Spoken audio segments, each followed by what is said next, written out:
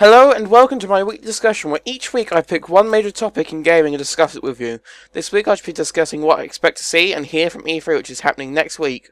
Remember, if you want to discuss what I've said with me or anyone else, leave a comment and I read and respond to every comment on all my videos.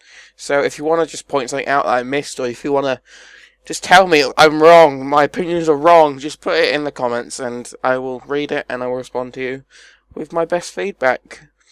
Before we begin, I'd like to point out that some people, I think one member from The Guardian in the UK, has decided that it isn't good enough that we don't have our own version of E3 in the UK. And they've created a thing called E2. That's with two O's. It is free to enter and be running across the same days as E3. It's got a headline sponsor from Sony itself, and they've promised about 30 different games there, I believe, or it might be developers, in fact. I wish I could go, but I'm busy, of course. Of course I'm busy. Something amazingly new happens and I'm busy. Tickets are free, as I said. Links to tickets are in the description box below. I don't know what sort of thing they're at. There is a late time one which goes from I believe 7 PM till 12 AM, which will cost you £6 but comes with a free drink and is some TV show thing. I think this is an awesome idea and I really support us having some sort of convention as one of the biggest markets in Europe for video games. Anyway, on with the show. What do I expect to come out from E3? Well, let's start with the big three. Nintendo, Microsoft and Sony. In fact, let's start with Nintendo, seeing as this year they're doing something unheard of. Well, not unheard of, but I suppose not many people have done this, but they've pulled out from E3, basically.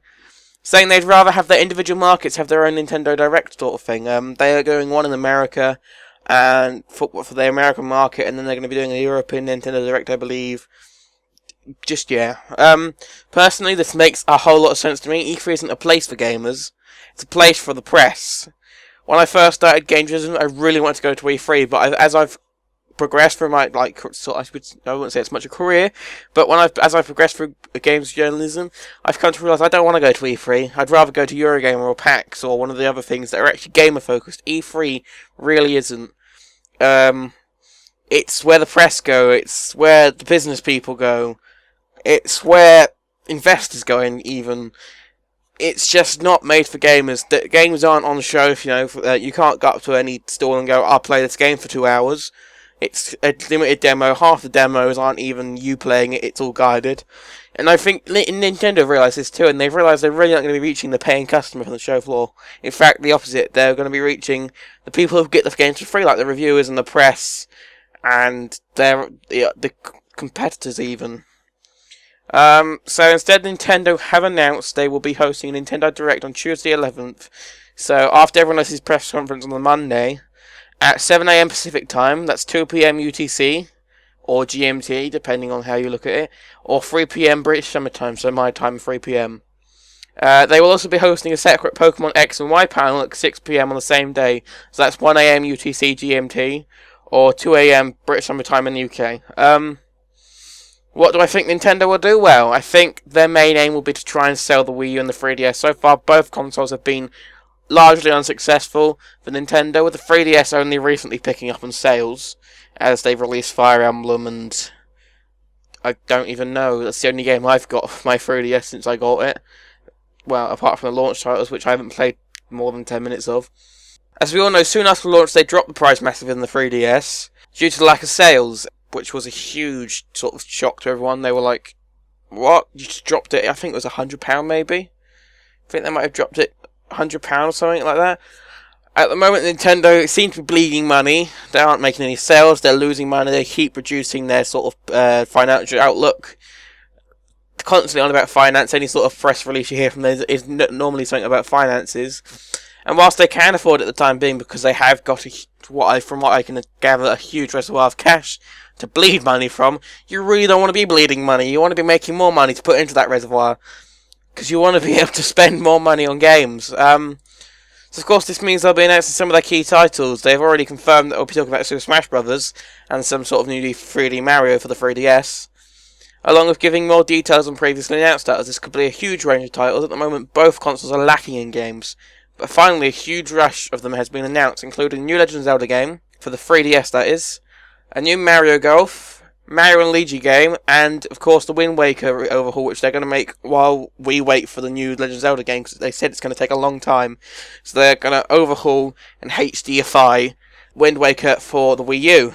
Be interested to see how much hype they can garner and drum up over all these titles, because they really need it. And hopefully they show enough of them off to finally push me to buying a Wii U. I've been sat and waiting for some sort of killer app, as it's called, to just get me to go out and buy one, because it's too expensive when they haven't got any titles. I think they might have 8 titles on there, and it's almost a year since it launched. Anyway, I don't expect to be announcing any new IPs at E3. As to be honest, as far as I can tell, this isn't what Nintendo do. They don't do new IP. They're actually one of the only publishers and manufacturers that aren't bashed for pushing out the same franchises over and over. That's no offense towards them. They innovate with all of their games. They innovate and they change, whereas something like Call of Duty doesn't so much. Well, doesn't really at all, as far as dogs are concerned. But yeah. So that's Nintendo covered. Now we should go on to Sony. So what has Sony got there from the bag? Well, we already know that we're revealing the PS4 console. Good to know there is actually one, because they didn't show it off.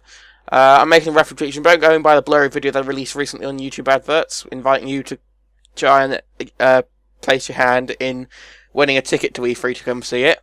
But it's going to be black, oddly enough, and it looks very similar to the old PS3 Slim style, the one without the ridges on. Aside from the actual console itself, expect to release more tech details about that. They're most likely be releasing a lot more details on it. Now, I expect they'll throw more than just games around the room, because they haven't shown off any media stuff, and there will be media stuff. I'm hoping there won't be as much as Microsoft, but there will be TV and sport. We can't sit by and expect there not be some focus on TV. The PS3 already has a large selection of other ways of accessing TV, movies, music, internet, browser and all that. So the PS4 is going to have that. And to be honest, I don't blame them. It's something that you sort of need these days when it comes to selling a console, because a lot of families won't see the point in buying a single console when they can get games far cheaper elsewhere for their old console and stuff like that. Of course, what is really important when it comes to PS4 is games. In the past few days, Sony have announced there'll be no used game DRM, but with trivials like that, always on, and DRM for used games out of the way, what we need console to sell is video games. Well, that's what sells video games consoles. Is games. Video games, in fact. Now, I'm personally no expert when it comes to Sony, but I can presume they'll be announcing some exclusives, maybe showing off a little bit of Battlefield 4, possibly announcing DLC exclusives like they had with Battlefield 3. In this, hopefully, long lineup, which I really am, hoping it's a long lineup of games, because I'm looking more towards the PS4 if I'm going to buy a console anytime soon, than the Xbox One, for obvious reasons. I'm hoping something similar to Dust, or Dust 514, I think it is, or Mag come out. 2 games on a massive scale that never really excelled in the ways of users or sales. I really enjoyed Mag, the huge scale it aimed to achieve, and it did so quite well. With, was it 300 players in a match on a huge map? And I really enjoy huge games like PlanetSide and, well, PlanetSide 2, I've not actually ever played PlanetSide 1, but I really enjoy huge FPSs because it's just intensive when you've got 20 people shooting around a area. It's just really intense. So I'm hoping we'll see something along the lines of an MMO or just large-scale multiplayer like Mag. Speaking of online features, I'm also expecting Sony to finally clear up with PSN Plus will be brought onto a new system. If so, how it will work, because they can't exactly go, right, if you pay 50 quid, or even if you've already got an ongoing subscription, we're going to give you the launch titles for free because it's all we have. Because I believe they've already announced that there is no backwards compatibility for PS3 games, which doesn't surprise me with the new architecture. Same with the Xbox One, it hasn't got backwards compatibility. Moving those onto a new architecture would be really tough compared to the PS2 to PS3, which was a similar architecture. But while it was hugely different, it wasn't completely different. And also, it was much cheaper to put the emotion chip from the PS2 into the PS3, than it is to put a PS3 into a PS4, seeing as the PS3 is still quite an expensive console to make. I'm also expecting them to announce improvements of the actual online system, maybe announcing a new PS Home. Not sure if they will, because I don't think anyone uses PS Home. Possibly announcing Party Chat, announcing new servers, more servers. Hopefully announcing that it will stay free, because if it doesn't, I won't be using online on my PS4 because I'm fed up of paying for using my internet connection, basically, which is what you pay for an Xbox. Pay an extra over your internet bill to use your internet. Who knows really when it comes to the online stuff? Only Sony really knows at this point, and I really can't call it a Sony. I certainly not as much as I can with Nintendo. Nintendo has certainly got an aim as to what they're doing, whereas Sony haven't revealed anything. They revealed all the sort of console-y stuff in their announcement back in, when was it even? I don't remember when it was, but yes, they announced that a lot, and I can't really predict what they're going to actually put out.